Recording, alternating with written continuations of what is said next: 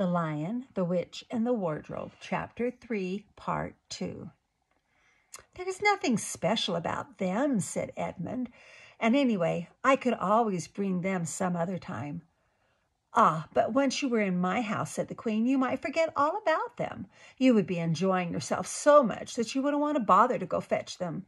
No, you must go back to your own country now and come to me another day with them. You understand? It is no good coming without them." "But I don't even know the way back to my own country," pled Edmund. "That's easy," answered the Queen. "Do you see that lamp?" She pointed with her wand, and Edmund turned and saw the lamp-post under which Lucy had met the fawn. "Straight on beyond that is the way to the world of men. And now look the other way." Here she pointed in the opposite direction. "And tell me if you can see two little hills rising above the trees." "I think I can," said Edmund. "Well, my house is between those two hills. So next time you come, you have only to find the lamppost and look for those two hills and walk through the wood till you reach my house. You had better keep the river on your right when you get to it. But remember, you must bring the others with you. I might have to be very angry with you if you came alone." "I'll do my best," said Edmund. "And by the way," said the Queen, "you needn't tell them about me. It would be fun to keep it a secret between us two, wouldn't it? Make it a surprise for them. Just bring them along to the two hills. Clever boy like you will easily think of some excuse for doing that. And when you come to my house, you could just say, 'Let's see who lives here,' or something like that. I am sure that would be best. If your sister has met one of the fawns, she may have heard strange stories about me. Nasty stories that might make her afraid to come see me. Fawns will say anything, you know. And now—" "Please, please," said Edmund suddenly, "please, couldn't I just have one piece of Turkish delight to eat on the way home?" "No, no," said the Queen with a laugh. "You must wait till next time." While she spoke, she signaled to the dwarf to drive on. But as the sledge swept away out of sight, the Queen waved to Edmund, calling out, next time, don't forget, come soon." Edmund was still staring after the sledge when he heard someone calling his own name, and looking around, he saw Lucy coming towards him from another part of the wood. "Oh, Edmund," she cried, "so you've got in too. Isn't it wonderful? And now—" "All right," said Edmund. "I see you were right, and it is a magic wardrobe after all. I'll say I'm sorry if you like, but where on earth have you been all this time? I've been looking for you everywhere."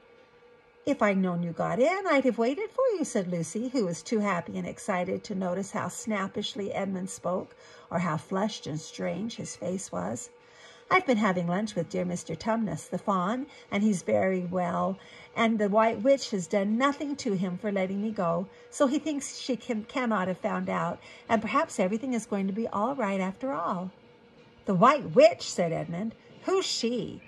"She is a perfectly terrible person," said Lucy. "She calls herself the Queen of Narnia, though she has no right to the throne at all, and all the fawns and dryads and naiads and dwarfs and animals, at least all the good ones, simply hate her.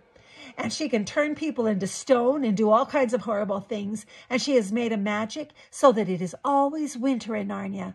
Always winter, but it never gets to be Christmas. And she drives about on a sledge drawn by a reindeer with her wand in her hand and a crown on her head." Edmund was already feeling uncomfortable, having eaten way too many sweets, and when he heard that the lady he had made friends with was a dangerous witch, he felt even more uncomfortable. But he still wanted to taste that Turkish delight again more than he wanted anything else. "Who told you all that stuff about the White Witch?" he asked. "Mr. Tumnus, the fawn," said Lucy. "You can't always believe what fawns say," said Edmund, trying to sound as if he knew far more about them than Lucy. "Who said so?" asked Lucy. "Everyone knows it," said Edmund. "Ask anybody you like. But it's a pretty poor sport standing here in the snow. Let's go home." "Yes, let's," said Lucy. "Oh, Edmund, I am glad you got in too. The others will have to believe in Narnia now that both of us have been here. What fun it will be."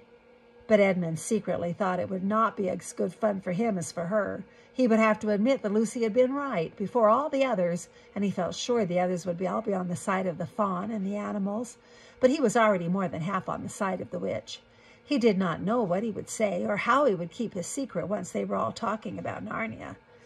By this time they had walked a good way. They suddenly felt fur coats around them instead of branches, and next moment they were both standing outside the wardrobe in the empty room. "I say," said Lucy, "you do look awful, Edmund. Don't you feel well?" "I'm all right," said Edmund. But this was not true. He was feeling very sick. "Come on then," said Lucy. "Let's find the others. What a lot we shall have to tell them, and what wonderful adventures we shall have now that we're all in it together."